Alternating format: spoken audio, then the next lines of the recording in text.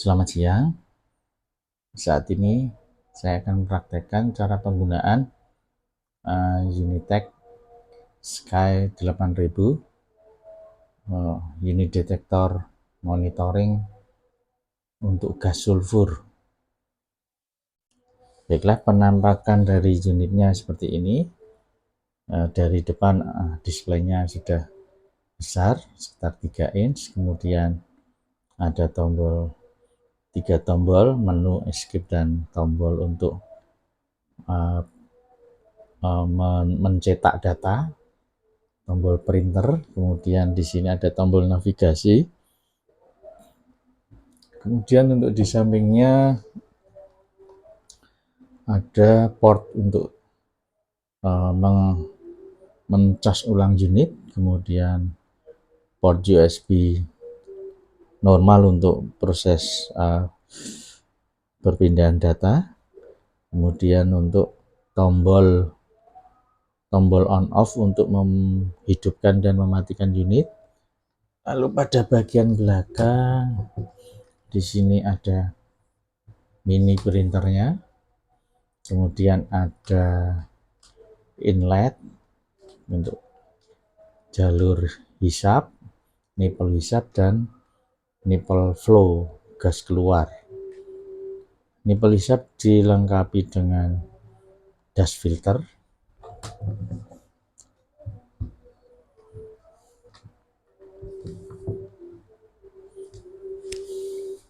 Baik, kita sekarang mempraktekkan untuk menghidupkan unit. Kita tekan tombol power dan ditahan, ya, kita tekan dan ditahan sampai counter hitungan mundur lingkaran selesai. Nah, baru kita lepaskan. Kemudian unit langsung menghidupkan pompa hisap. Memang tahapannya seperti ini. Ini kemungkinan untuk mengantisipasi masih adanya sisa-sisa gas di dalam selang-selang internal, supaya benar-benar sebelum unit digunakan, gas-gas yang mungkin masih ada di selang-selang internal itu terbuang pada saat proses inisialisasi unit ini. Nah, proses dilanjutkan dengan warming up. Nah, untuk menghemat penyimpanan dari video ini, video saya jeda ya, saya pause dulu.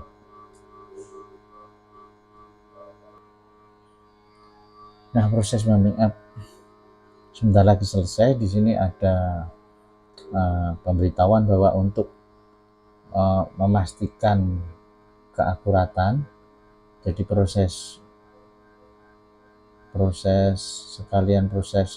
purging ini dilakukan di udara bebas, jadi di udara yang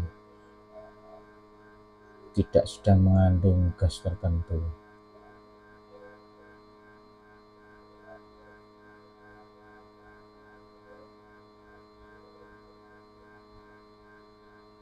Nah, beginilah tampilan dari display utama Sky 8000. Selanjutnya kita akan mematikan pompa hisapnya dulu. Kita masukkan tombol menu, kemudian kita menuju ke submenu others, lalu kita pilih ke pump dan kita matikan. Nah, pompa sudah berhenti. Kemudian kita masuk ke display utama. Nah, sebelum unit digunakan, kita pastikan baterainya juga sudah full, sudah penuh. Kemudian settingan tanggal dan waktu sudah benar. Mungkin sebelumnya kalau ada yang menggunakan lalu mencoba-coba tombol-tombol menunya sehingga ada perubahan, nah kita pastikan dulu. Kita tekan tombol menu, kemudian kita masuk ke submenu monitor. Di sini langsung dia berada di time setting, kemudian kita oke. Nah, di sini uh, langsung ditujukan ke menu tanggal dan waktu, kita oke. Nah, di sini akan berkedip apa itu kolom yang tidak kita edit, jadi ini sudah benar tanggal. Nah, ini juga sudah benar. Oh ya, untuk mengubah data kita menggunakan tombol navigasi atas dan bawah. Untuk memindah kursor, kursor yang sedang berkedip ini, jadi yang sedang berkedip-kedip ini kita pindah dengan tombol navigasi kanan dan kiri ya. Kita pindah di tanggal, kita pindah lagi di waktu, jam, kita pindah lagi di menit, kita pindah lagi di detik ya. Karena ini saya tidak mengubah-ubah, maka kita untuk mengubah tadi kita bisa naik turun gitu ya, naik turun, kemudian kita tekan OK untuk menyimpannya. Nah, lalu kita kembali ke menu sebelumnya. Di sini ada menu-menu lain untuk menu bahasa, untuk background, atau untuk power of setting. Nah, menu-menu lain. Menu-menu tersebut kita biarkan saja seperti aslinya, kemudian kita masuk ke menu alarm ya. Menu alarm ya, di sini ada alarm value setnya ya, di sini alarm low dan high. Ini sudah settingan dari pabrik, ini defaultnya dari pabrikan Sky 8000. Kita bisa rubah. Nah, pada saat dia berada di low kita tekan, kemudian kita bisa apa itu rubah nilainya.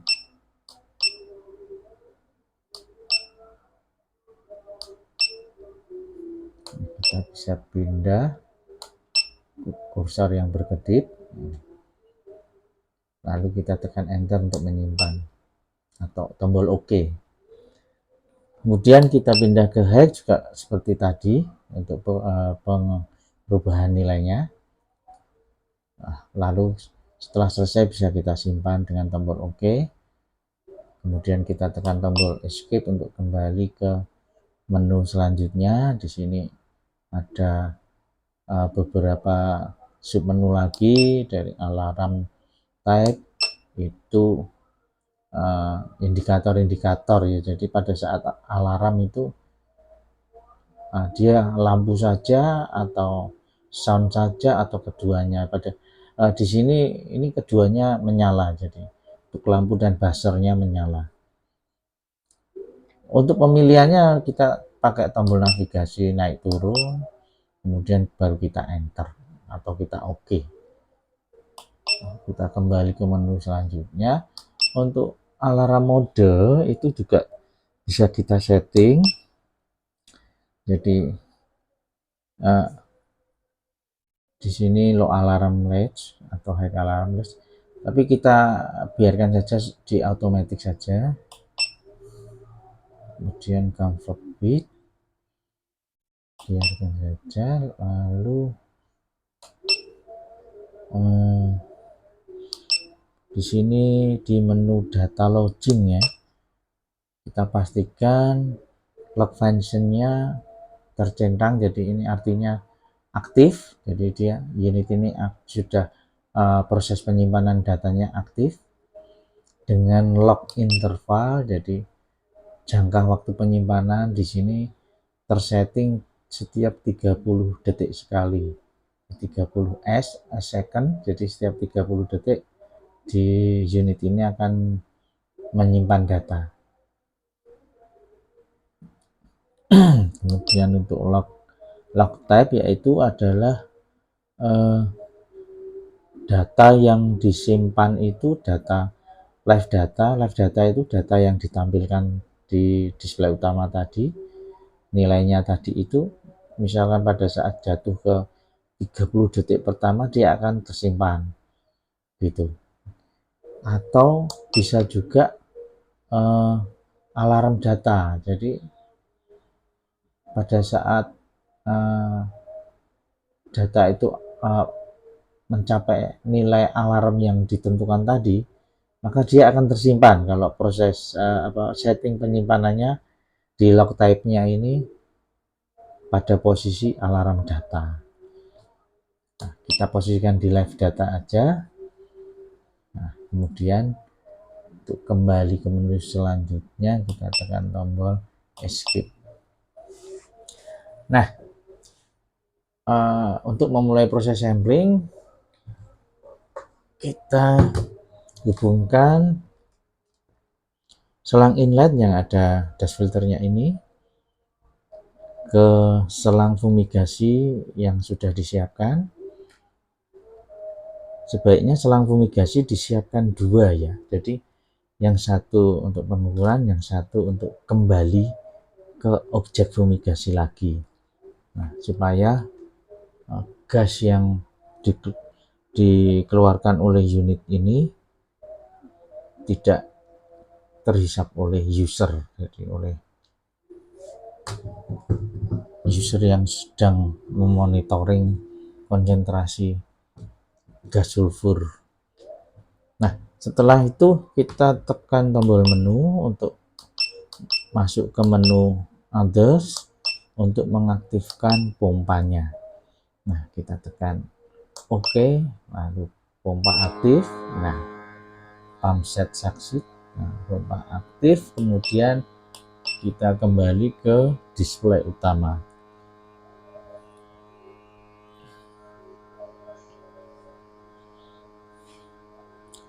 Di sini nilai display ini akan berangsur-angsur naik jika memang di objek fumigasi itu konsentrasi gasnya sudah ada, dan grafik ini, di kolom grafik ini akan ada garis-garis. Kalau di sini naik juga akan berangsur-angsur garisnya naik. Kalau di sini tetap ya akan grafiknya akan landai.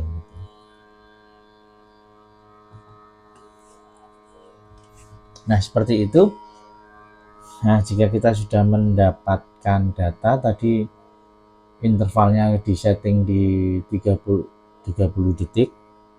Jadi kita tunggu unit bekerja sekitar 1 menit sehingga ada data yang tersimpan. Kemudian setelah itu kita masuk ke menu pompa kembali, lalu kita off-kan pompanya. Nah, setelah itu kita lepas dulu. Jadi kita lepas selang-selang yang terhubung ke selang fumigasi tadi, kita lepaskan. Lalu setelah lepas, kita on-kan kembali pompanya untuk proses purging atau proses zeroing.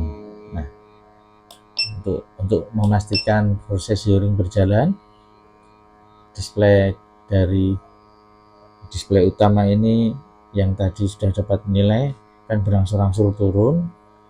Usahakan proses purging kita lakukan di udara terbuka. Jadi udara terbuka yang kita pastikan tidak mengandung gas tertentu. Nah, setelah dirasa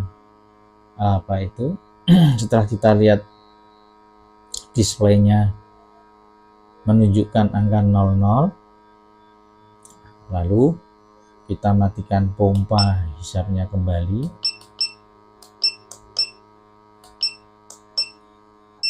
Nah, unit sudah selesai melakukan proses sampling gas atau proses pengukuran konsentrasi gas sulfur. Kita kembali ke menu, lalu kita cetak datanya ya. Kita cetak datanya, kita menuju ke menu data log. Udah kita oke. Lalu di sini bisa kita lihat datanya terlebih dahulu. Nah, di sini kita bisa memilih data yang hendak kita lihat, kita bisa pilih pada view date ini. Kemudian kita menuju ke view. Nah, tekan OK. Nah, ini kita sudah mendapatkan data cukup banyak. Kemudian untuk halaman keduanya kita next. Nah,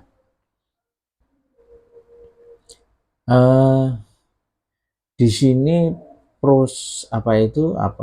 menu untuk printernya ini adalah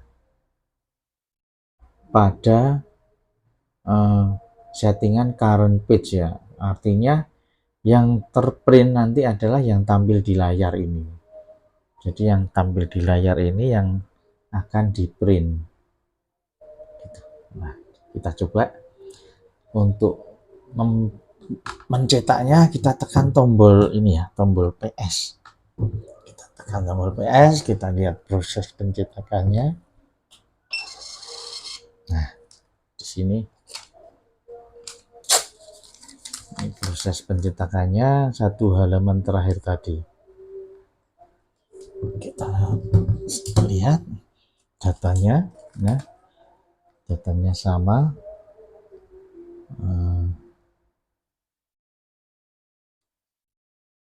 Tahun 2024 bulan 9 tanggal 6 jam 11.49.02 ya, sama ya. Baiklah, seperti itu proses sampling dari Sky 8000. Nah, sekarang kita mematikan unit ya, matikan unit, tekan dan tahan tombol power sampai kontur lingkaran hitungan mundur selesai. Nah, sudah, unit kita simpan. Demikianlah cara penggunaan Sky 8000. Semoga bermanfaat. Terima kasih.